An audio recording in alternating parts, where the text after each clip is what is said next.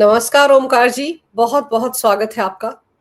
नमस्कार अंजू जी। और याद करने के लिए बहुत धन्यवाद। आपके दर्शकों को भी नमस्कार। सर, मेरे दर्शक भी और मैं भी आपको रोज़ ही याद करते थे, लेकिन आपका स्वास्थ्य ठीक नहीं था। इस वजह से आप नहीं आ पा रहे थे और बहुत से लोगों ने मुझसे कमेंट में पूछा भी था कि ओमकार जी कहाँ हैं? तो अब आप ठीक हो रहे हैं और आपने इस दौरान भी समय निकाला है मेरे लिए, इसके लिए मैं आपकी बहुत-बहुत धन्यवादी हूँ।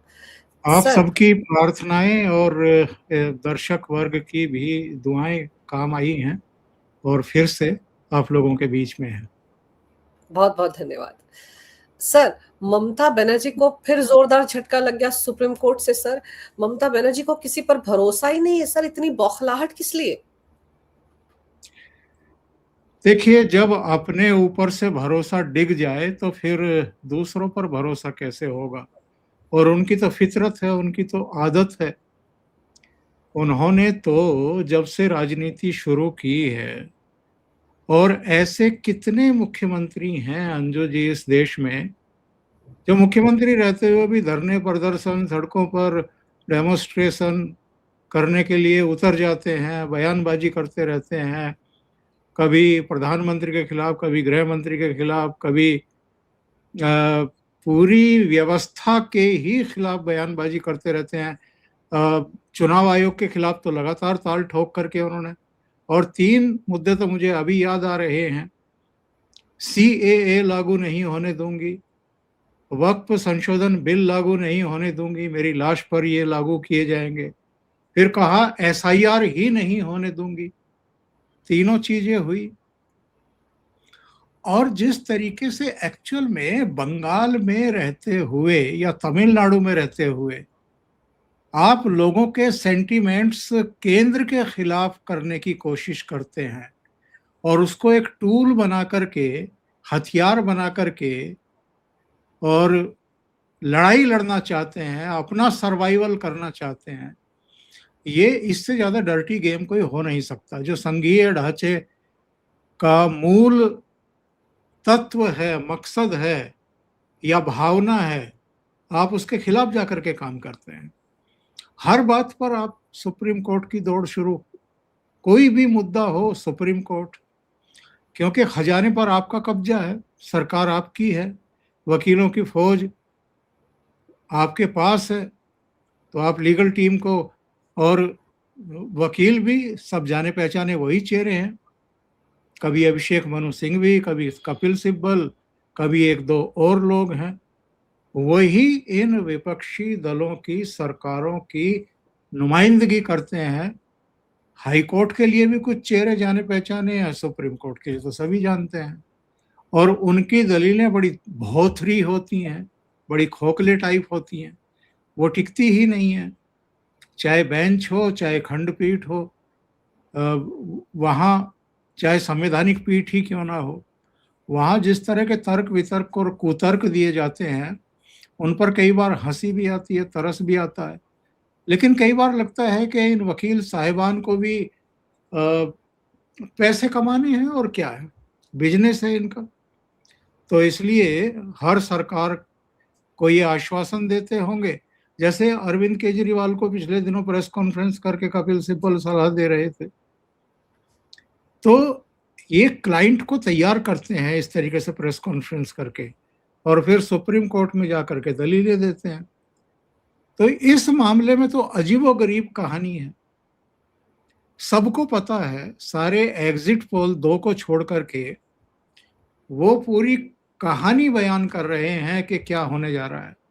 हम और आप और तमाम विश्लेषक पिछले करीब करीब 3 महीने से जो पब्लिक का सेंटीमेंट है, जो वहां जिस तरीके से लोग इस बार वोकल हुए हैं, किसी तरह की कोई दहशत ही नहीं है, भयभीत ही नहीं है वो।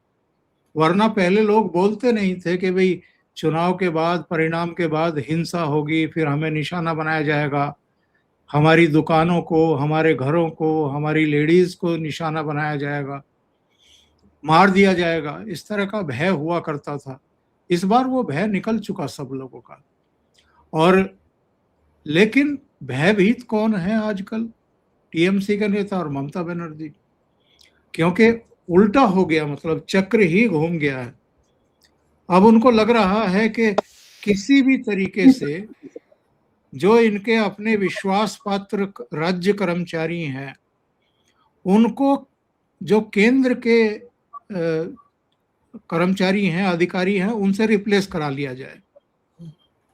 और नहीं तो मतगणना के समय ही अभी क्या कहा था ममता बनर्जी ने अपने कार्यकर्ताओं से कि ये सुनिश्चित हो कि जो हमारे वोट गिने जाएं वो बीजेपी के वोटों में ना मर्ज कर दिए जाए।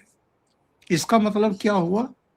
क्या इसका मतलब ये है कि अतीत में ये खेल होता रहा है कि अगर बीजेपी के हैं या टीएमसी या कांग्रेस के हैं या वामपंथियों के हैं, उनके वोट जो है वो टीएमसी में जोड़े जाते रहे हैं क्या? और चूंकि इस बार अंजू जी हर स्तर पर चुनाव आयोग ने वो सारे एहतियात बरते हैं, जो जो चालाकियां हो सकती थी उन सबको पकड़ने का पूरा मैकेनिज्म तैयार कर लिया था। तो इसलिए इधर उधर भाग नहीं पा रही हैं ममता बनर्जी, बेबस। क्योंकि अगर देखें एसआईआर ने जितने फेक वोटर थे या जो दुनिया में नहीं है या दिन के दो जगह नाम थे या जो रोहिंग्याज और बांग्लादेशी घुसपैठ करके आए और अपने कार्ड बनवा लिए, वो सब तो खत्म हो गया। 91 लाख जो है मतदाता निकल गए। इसका मतलब जो मरे जिंदे मतदाताओं के वोट डलवाए जाते थे, अभी दुस्साहस देखिए ना। शुभेंदु अधिकारी ने बताया कि 750 उंगलियां खरीदी गई हैं ताकि उनको पहना जा सके और उसके बाद उसको निकाल करके फिर दूसरा वोट भी डाला जा सके। एक पर स्याही लग गई है, उसको निकाल दो, दूसरी पहन लो। तो ये टेप चिपका देना बीजेपी के सिंबल के ऊपर या नील पॉलिश लगा देना, उन चीजों को खराब करने की कोशिश करना, इस बार ये सारी चालाकी धरी रह गई। तो मुझे लगता है कि मतगणना से पहले ये आखिरी दांव था ममता बनर्जी का, जब वो इस तर्क को लेकर के सुप्रीम कोर्ट गई कि साहब केंद्रीय कर्मचारी जो हैं उनके जरिए चुनाव आयोग और केंद्र सरकार खेला करा सकती है। तो इस बार तो अंजू जी इनके साथ मतदाताओं ने ही खेला कर दिया, इसलिए ये डरी हुई हैं और सुप्रीम कोर्ट ने रही सही कसर पूरी कर दी। उसने इनकी याचिका खारिज कर दी। इन्होंने कहा कि जो भी नोटिफिकेशन है, जो भी रूल एंड रेगुलेशंस हैं, वो बिल्कुल सही हैं। उसमें कोई नया आदेश जारी करना, और वैसे भी मैं आपको बताऊं, ममता बनर्जी को भी पता होगा, कपिल सिब्बल को भी पता होगा, जब एक बार चुनाव घोषित हो जाए, प्रक्रिया शुरू हो जाए, उसके बाद आम तौर पर बहुत ही कोई ऐसी बात हो जाए तो अलग बात है, वरना सुप्रीम कोर्ट या हाई कोर्ट चुनावी प्रक्रिया में दखल अंदाजी करते ही नहीं है। सर, ये जो ममता बनर्जी है, जिस तरह के आरोप चुनाव आयोग पर लगा रही हैं, इस बार आप ये भी तो देखिए ना, हर मुद्दे पर वो कलकत्ता हाई कोर्ट गई, हर मुद्दे पर वो सुप्रीम कोर्ट आई। सर, इतना पैसा इनके पास रहता है, आपने सही कहा, सरकार इनके पैसा इनका, तो ये बड़े बड़े वकीलों की फीस दे रहे हैं। एसआईआर के मुद्दे पर सुप्रीम कोर्ट को ही कहना पड़ गया था कि भाई एसआईआर तो और राज्यों में भी हुआ, क्या तमिलनाडु में नहीं हुआ, क्या असम में नहीं हुआ, क्या आपके बिहार में नहीं हुआ था? वहां से तो सरकारें कभी इतनी सारी शिकायतें लेकर सुप्रीम कोर्ट नहीं पहुंची, लेकिन बंगाल में ऐसा नया क्या हो रहा है? तो ममता बनर्जी को तकलीफ तो सर यही है ना कि उनके वो जो वोटर थे 91 लाख, जिनमें इन्होंने कितने फर्जी जोड़ रखे थे, डुप्लीकेट जोड़ रखे थे, वो सारे के सारे हट गए। तो ममता बनर्जी को दीवार पे लिखी हुई इबारत नजर आ रही है ना इस बार, इसीलिए इतनी बौखलाहट है। वरना आधी रात को सर भवानीपुर में स्ट्रांग रूम में जाकर बैठने का क्या औचित्य, क्या मतलब?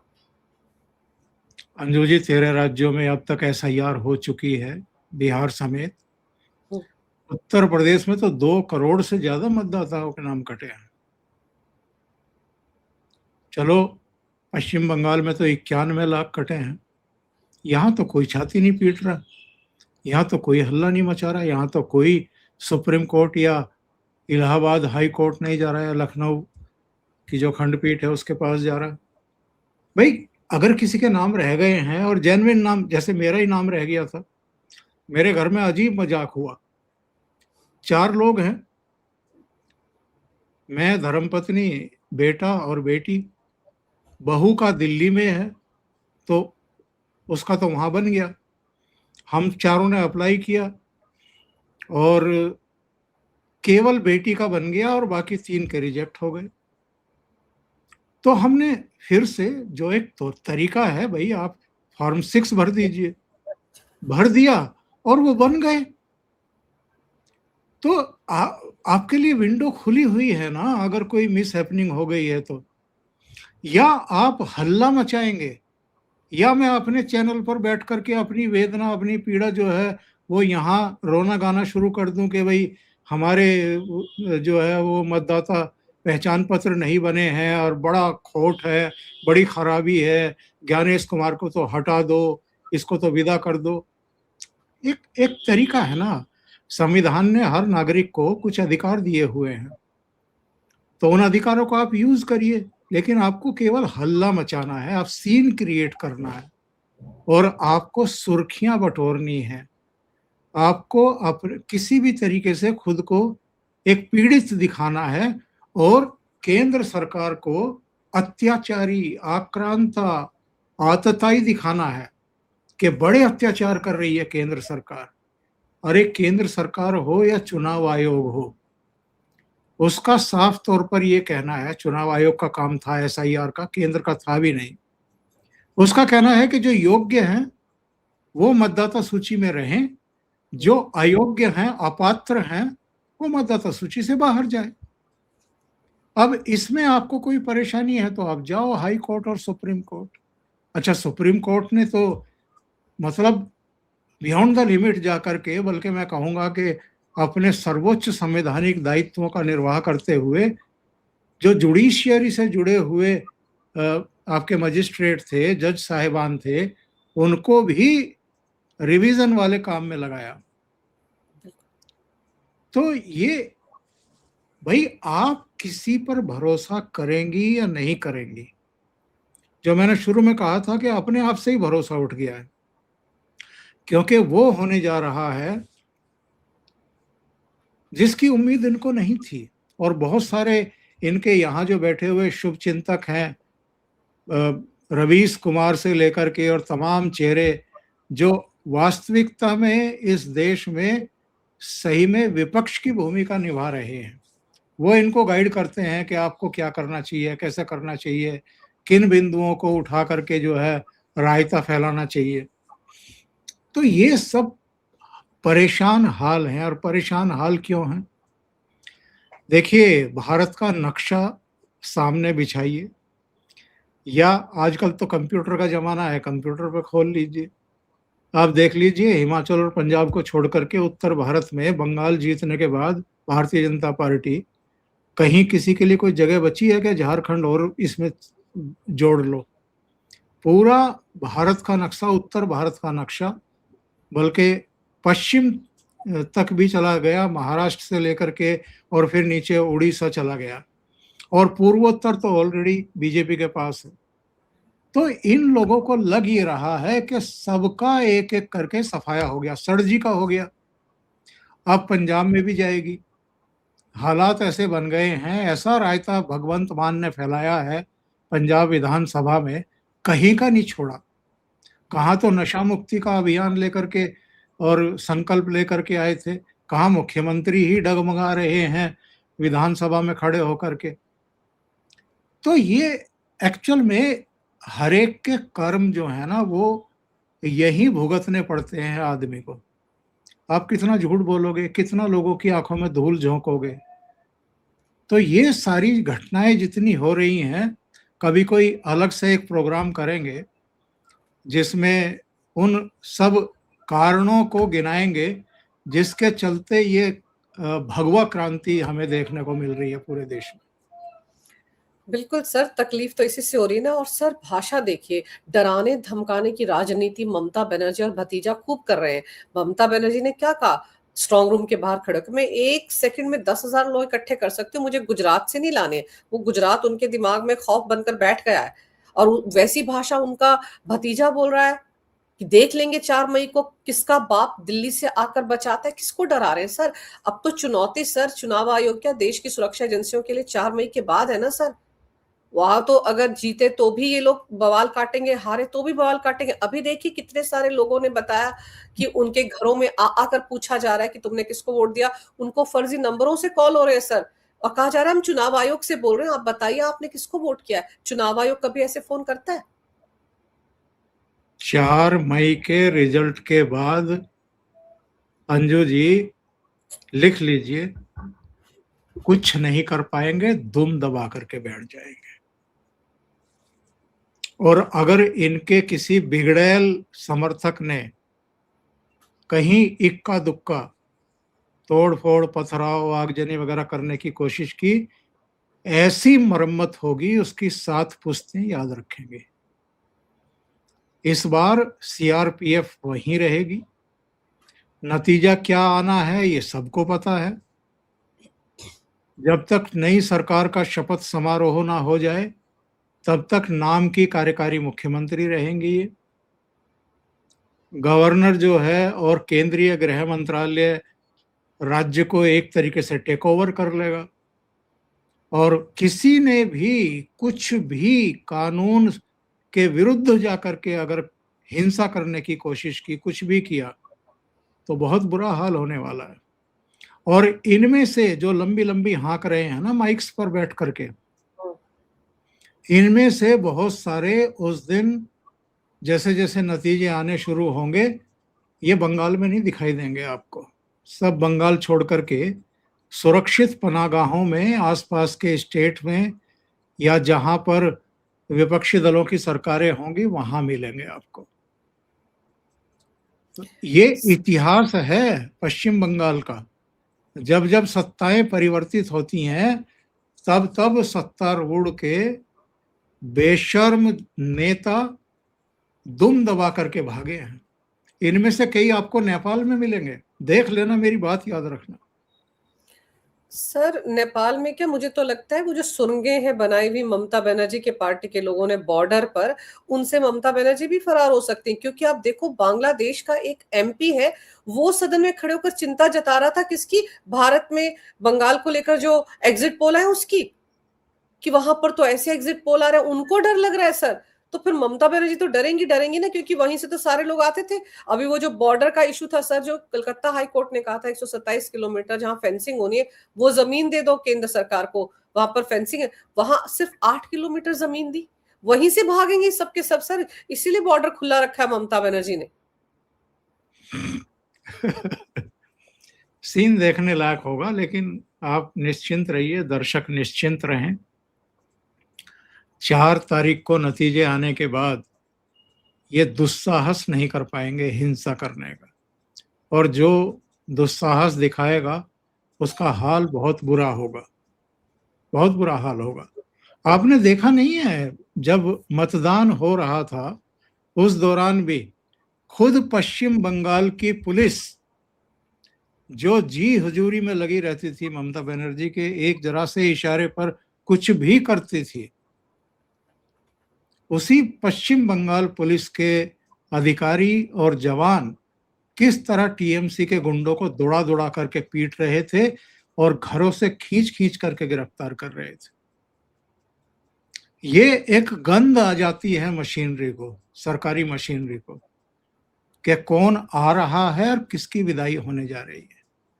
और वैसे भी शासन प्रशासन में ये गलतफहमी तो किसी भी मुख्यमंत्री को या पार्टी, सत्तारूढ़ पार्टी को नहीं होनी चाहिए कि सारी ब्यूरोक्रेसी, सारे पुलिस अफसर उसी के हैं। कोई पोस्टिंग की वजह से, कोई प्रमोशन की वजह से, कोई दूसरी वजहों से सरकार से नाराज रहता ही है। तो वो सब जो संभावित आने वाले होते हैं सत्ता में, उनके एक तरीके से मुखबिर बन जाते हैं, उन तक सूचनाएं पहुंचाते हैं। तो वो सारी चीजें तो मतलब ये आप स्वाभाविक रूप से सोच सकते हैं कि शुभेंदु अधिकारी के पास बहुत सारी सूचनाएं इन दिनों पहुंच रही होंगी। बिल्कुल सर। और दूसरा सर, आप ये देखो, आपने बंगाल की पुलिस की बात की, ममता तो उनको भी डरा धमका रही थी कि आजकल पुलिस वाले मेरी सुनते नहीं है, लेकिन 4 मई के बाद वो कहाँ जाएंगे, हम तो यही रहेंगे, सुरक्षा बल तो लौट जाएंगे। शायद इसी की बात केंद्रीय गृह मंत्री को कहना पड़ा कि 90 दिन तक सुरक्षा बल वहीं पे रहेंगे चुनाव के नतीजे आने के बाद। तो आप सोचिए ममता बनर्जी किस दौर से गुजर रही हैं सर, जिस पर वो दनदनाते हुए हुकूमत चलाते थे, आज की तारीख में कोई उनके साथ नजर नहीं आ रहा है। और जो रीपोलिंग आज हो रही है सर 24 परगना में, वो तो ममता ने कभी सोची नहीं होगी। अभी तो उनका वो चहेता जहांगीर खान है फाल्टा से, उसके यहाँ भी रीपोलिंग की बात हो रही है। तो ममता को तो डर ये लग रहा है ना कि कोई दाव चल ही नहीं रहा है। रीपोलिंग होनी होती तो मेरे विचार से आज हो जाती, या हो सकता है कि कल हो, पर जिन क्षेत्रों में हो रही है, अब फर्स्ट फेज में तो कहीं नहीं हुई, जरूरत भी नहीं पड़ी। और सबसे बड़ी बात क्या है अंजू जी, जो बंगाल 67 के बाद से ही हिंसा के लिए, चुनाव पूर्व हिंसा के लिए, लोगों की हत्याओं के लिए डेड बॉडीज पेड़ पर लटके मिलती थी साहब, क्या इन्होंने जो है अमानवीयता की पराकाष्ठा लांघी है इनके गुंडों ने। जो देखा कि बीजेपी के लिए प्रचार कर रहा है या आरएसएस का बंदा है, टांग दो, मार दो उसको। और पुलिस क्या करती थी, लीपापोती, कोई ऐसा कड़ा एक्शन नहीं है। वरना वही सीन अगर उत्तर प्रदेश में कहीं हो जाए, अभी खुर्जा में आपने देखा होगा, एक बर्थडे पार्टी में केक लगा दिया चेहरे पे, उसको लेकर के तीन लाशें बिछ गई। और जिसने ये काम किया वो 3 दिन के भीतर, योगी सरकार के समय का ये करिश्मा या कारनामा समझ लीजिए या दृढ़ता देख लीजिए, जिसने ये काम किया था वो मुठभेड़ में मारा गया, उड़ा दिया उसको। तो जब ये खबरें जाती हैं तो कानून व्यवस्था तो अपने आप दुरुस्त हो जाती है, और 100 और लोगों को कान हो जाते हैं कि ऐसा अगर आप करोगे, उद्दंडता दिखाओगे, मनमर्जी करोगे, कानून हाथ में लोगे, तो फिर यही होगा। तो ये बंगाल में तो कभी देखने को मिला नहीं, क्योंकि गुंडों को संरक्षण था ममता बनर्जी सरकार का।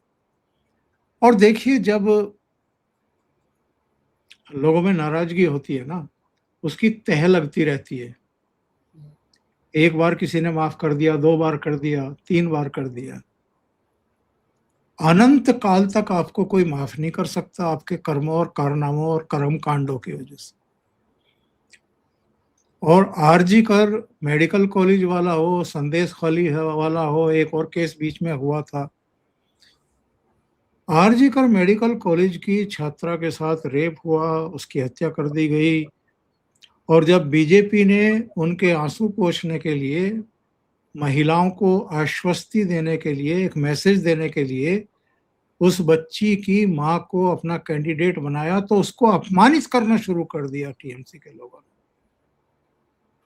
ये जो होता है ना कि जो सत्ता के घोड़े पर सवार हो जाता है, वो जमीन से कट जाता है। जमीन के सेंटीमेंट क्या है, देखिए, जहां जहां वो लेडी जा रही थी, जो दरवाजों पर खड़ी हुई महिलाएं थी, वो खुद लिपट लिपट करके रो रही थी। बिल्कुल, ये सेंटीमेंट है वहां की महिलाओं का। तो ये भी अगर आप इसका भी अनादर करोगे और उसकी मां को भी अपमानित करने का काम करोगे क्योंकि वो बीजेपी के टिकट पर लड़ रही है, तो फिर तो आपकी अधोगति वही होगी जो होने जा रही है 4 मई को। सर आपने भी इतने सारे इलेक्शन कवर किए हैं, आपने भी इतनी सारी महिला सीएम देखी हैं, चाहे मायावती हो या जयललिता हो, उमा भारती हो या वसुंधरा राजे हो, उनमें से कभी किसी को महिला विरोधी तो नहीं देखा ना। सबने महिलाओं के हितों की रक्षा ही की। लेकिन ममता बनर्जी तो अनोखी महिला सीएम थी सर, उन्होंने महिलाओं को लेकर क्या क्या टीका टिप्पणियां की। किसी बच्ची का रेप हो जाता तो कहती थी बॉयफ्रेंड के साथ भाग गई। इसमें लड़के की कोई गलती नहीं। कैसी कैसी टीका टिप्पणी करके ममता बनर्जी उनको बचाती थी। पहली एकमात्र ऐसी महिला सीएम लगती है मुझको जिन्होंने महिलाओं के ही अधिकारों को कुचला। इसीलिए महिला आज उनके खिलाफ खड़ी। आप महिलाओं की बातें सुनिए जो वोट वोट देने के लिए लाइनों में खड़ी होती है, क्या क्या बोलती है ममता बनर्जी के लिए। फिर ममता को कैसे लगता है कि वो जीत जाएंगी चुनाव।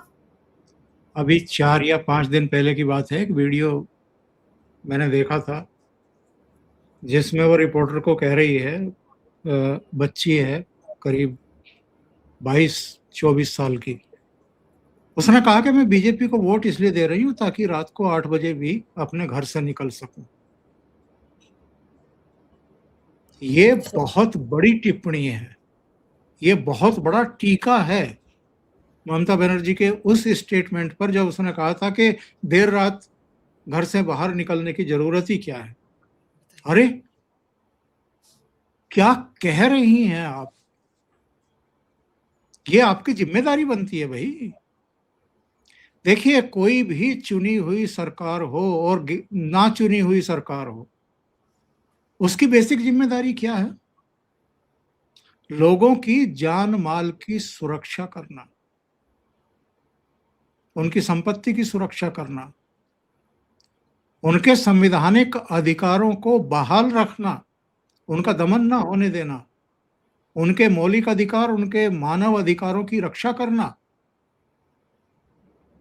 शाम को घर से बाहर ही क्यों निकलती हैं? मतलब जितनी लेडीज वर्किंग हैं, जो दफ्तरों में काम करती हैं, जो महत्वपूर्ण पदों पर देश को सेवा दे रही है, बंगाल को सेवा दे रही है, आप कह रही हैं कि अपने घर में वो बैठे चूड़ियां पहन करके और बस रोटी बना करके घर वालों को खिलाती रहें, बाहर निकलने की जरूरत क्या है? उनको राष्ट्र के विकास में योगदान देने की जरूरत क्या है? मतलब इतनी मूर्खतापूर्ण बात कोई मुख्यमंत्री कर सकती है क्या? तो आप बिल्कुल सही कह रही हैं, ये महिला विरोधी मानसिकता से ग्रस्त हैं। और चलिए, मैं तो कहता हूं देर आए दुरुस्त आए, अब जाने का समय आ गया है। सर जाने का समय आ गया है। और जितने हमने एग्जिट पोल देखे, आप सोचिए उनको लेकर जो विपक्षी पार्टियों के नेता कह रहे हैं, पिछली बार 2021 में भी तो एग्जिट पोल में बीजेपी को बढ़त ही दिखाई थी, लेकिन नतीजे क्या रहे। तो एग्जिट पोल पर कोई भरोसा नहीं करता। एक तो ऐसे हैं सर जो रोए गाए थे स्टूडियो में बैठकर, प्रदीप गुप्ता, उन्होंने तो अपना सर्वे एग्जिट पोल निकाला ही नहीं। क्या डर गए वो ममता बनर्जी से या क्या हुआ? फिर उन्होंने कहना शुरू किया मेरे लोगों को पकड़ लिया वहां पर। क्या ममता को भी डर लगता है एग्जिट पोल से इस तरह से? उनकी तो साख पहले ही मिट्टी में मिल चुकी है, और इस कांड से, इस कर्म से कि आप बंगाल का एग्जिट पोल ही नहीं दे रहे हैं, रही सही साख को मिट्टी में मिला दिया इस आदमी ने। खुद ही खत्म कर दिया। सर इस बार एक चीज और हुई। पिछली बार तो ममता बनर्जी ने अपनी टांग पे तुड़वा ली थी और फिर व्हील चेयर पे सारा कन्वेंसिंग किया था, एक ड्रामा था। तब पीके भी उनके साथ थे, आईपैक का साथ था। इस बार तो आईपैक ने भी चुनाव से ठीक पहले जैसे अपना बोरिया बिस्तर समेटा, फंस गए थे वो बुरी तरह से। तो ममता तो अकेली रह गई, उनको कोई आइडिया भी नहीं दे पाए वो कि इस बार ये कांड कर लेना। तो उस मामले में भी ममता बनर्जी पीछे रह गई, वरना सिंपैथी वोट गेन करके नए नए ड्रामे करने में वो काफी माहिर रही हैं। इस बार आपको याद होगा, अमित शाह ने नहीं करने दिया इनको।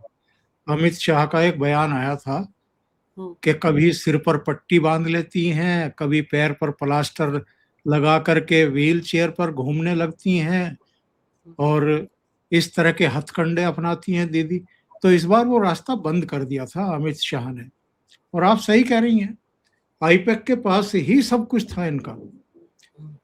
किस साइज का पोस्टर कहाँ लगना है, कितने साइज का फोटो छपवाना है, कहाँ कितनी बड़ी रैली है, उसके हिसाब से क्या इंतजाम करने हैं, सारा कुछ तो वही प्रचार से लेकर के तमाम रणनीतियां और डॉक्यूमेंट्स वगैरह सब आईपैक ही देख रही थी। लेकिन आईपैक को भी एक्चुअल में इन्होंने ही फंसवाया है।